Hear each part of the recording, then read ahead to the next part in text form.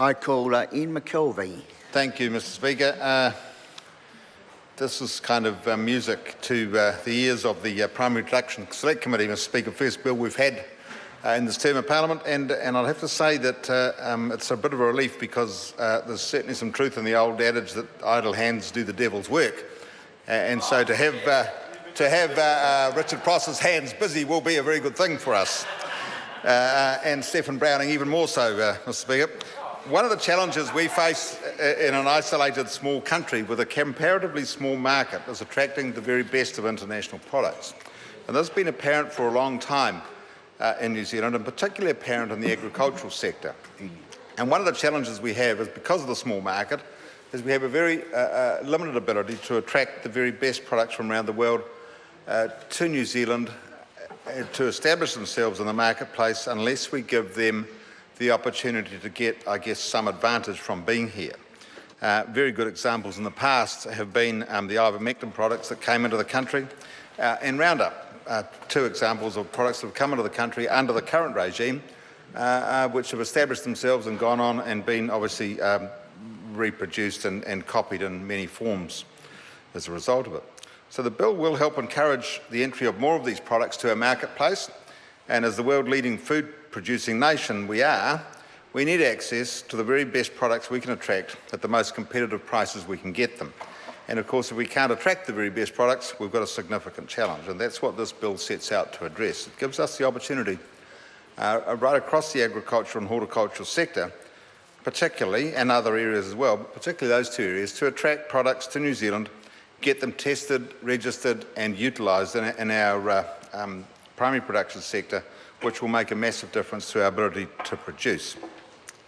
So I was a bit taken, Mr. Speaker, by the use of the term innovative chemicals, which I find, as you read the definition of the bill, innovative chemicals are in fact new ones that are being introduced to the country, and they have a bit of an advantage in this process in that they get a longer protection term than chemicals that come into the country that have already been, and I don't like the word chemicals, but I guess that's the word I'm using, that have been used in other products, and they're the non-innovative chemicals. They've been used elsewhere in the world and proven as well.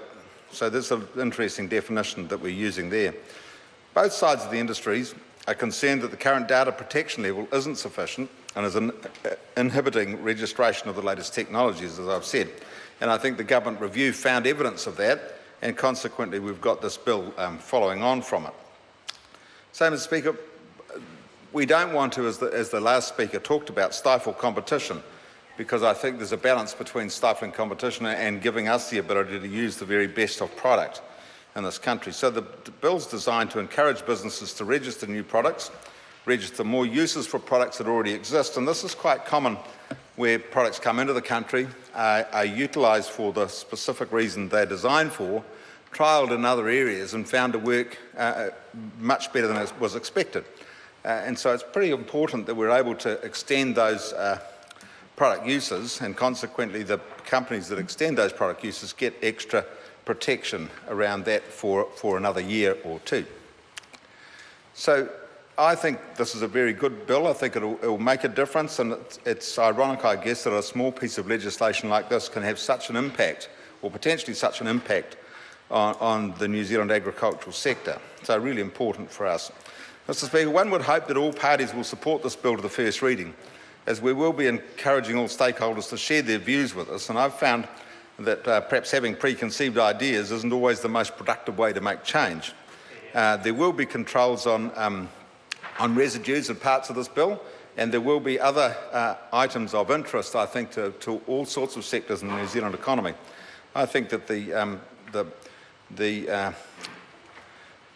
the process we'll go through with the Select Committee and the submissions that come to it will cover many and varied areas of the use of agricultural chemicals and the like.